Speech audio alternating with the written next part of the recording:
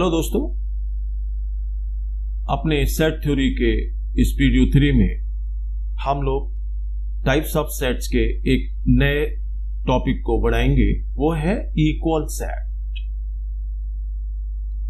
Equal sets यानी इसमें हमें सीखना है कि दो सेट आपस में कब इक्वल होते हैं। जैसे हमारे पास अगर एक सेट ए है, राइट, और एक सेट हमारे पास बी है।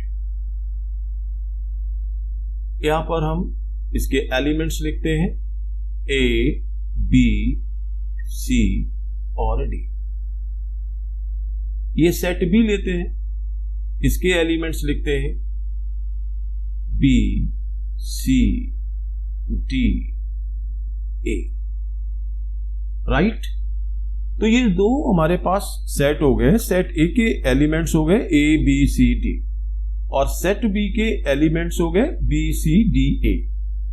ठीक है, तो अब यहां पर हम देखें सेट ए के जितने भी एलिमेंट्स हैं वो सेट बी में पाए जा रहे हैं। जैसे बी सेट ए में है तो सेट बी में भी है, ए सेट बी में है, सी भी सेट बी में है, और देखिए भैया ये डी जो है वो भी सेट बी में है। यानी सेट ए के सारे एलिमेंट्स सेट बी के एलिमेंट्स हैं। तो हम जनरल लैंग्वेज में बोलते हैं कि सेट ए और सेट बी इक्वल सेट है। यहां पर एक बात और क्लियर करेंगे आपको। कुछ लोग ये सोच सकते हैं, दिमाग में आता है कि भैया यहां तो ए, बी, सी, डी है और यहां पर है बी, सी, डी, ए। यानी कि जो अरेंजमेंट्स ऑफ द एलिमेंट्स है उसका जो ऑर्डर है यहां पर वो चेंज हो गया। तो ऑर्डर चेंज हो सकता है लेकिन वो एलिमेंट्स उस सेट में पाए जाने चाहिए। तो इसकी एक डेफिनेशन बना लेते हैं। कभी कभी लिखने को आ जाता है कि भाई डिफाइन इक्वल सेट, तो क्या लिखेंगे? Two sets A and B are said to be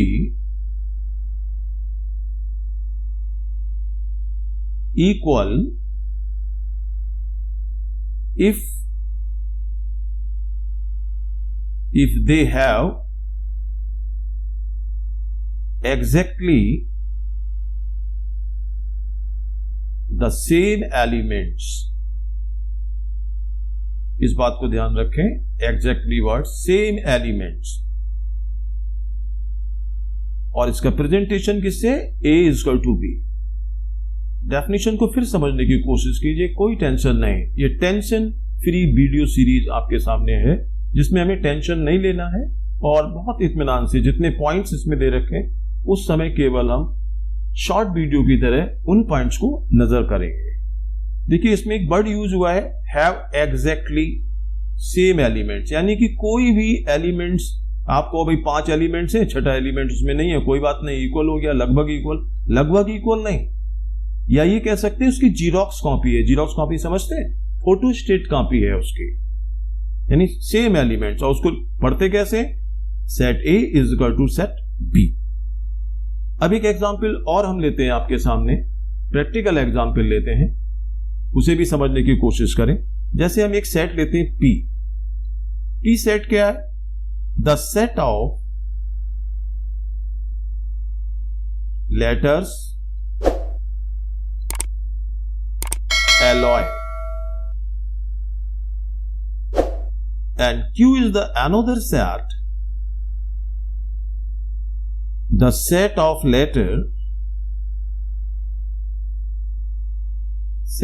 letters loyal, LOYAL। यानी अब हमें यहां पर इन्हें चेक करना है कि क्या ये दोनों सेट इक्वल हैं। किसको चेक करना है? P and Q, whether these two sets P and Q are equal or not।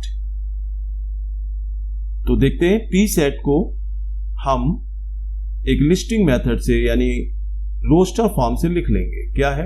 The set of letters alloy. अब देखिए इसमें ए हम लिखेंगे, एल लिखेंगे, अब देखिए हम डिस्कस कर चुके हैं, इसमें दूसरा जो एल आ जाएगा वो हम इस पे नहीं लिख सकते क्योंकि एलिमेंट्स रिपीट नहीं होते हैं, तो एल को छोड़ना पड़ेगा। और ये क्या है, ओ लिखेंगे। लास्ट वन इज वाई, तो ये सेट हो गया आपका पी। आइए अब क्यू सेट को देख लेते हैं। क्यू सेट क्या है, the set of letters loyal, LOYAL। चलिए इसको लिखते हैं। पहला ये एल, फिर सेकेंड वन ओ, फिर Y, then A, same position is here, ये एल फिर आ गया, तो इसको हम नहीं लिख सकते क्योंकि हम इसे पहले से लिख चुके हैं। क्योंकि हमने सेट की डेफिनेशन में पढ़ा था कि वेल डिफाइंड यानी रिपीटेशन नहीं होना है।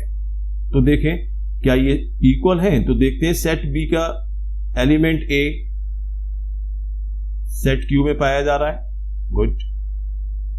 एल एलिमेंट्स भी सेट क्यू में है, सेट पी का ओ एलिमेंट्स भी क्यू सेट में है, और लास्ट वाला इसका ये वाई, देखिए ये भी सेट क्यू में है, यानी इसके सारे एलिमेंट्स सेट क्यू के एलिमेंट्स हैं, और क्यू में कोई और एक्स्ट्रा एलिमेंट हमारे पास नहीं है।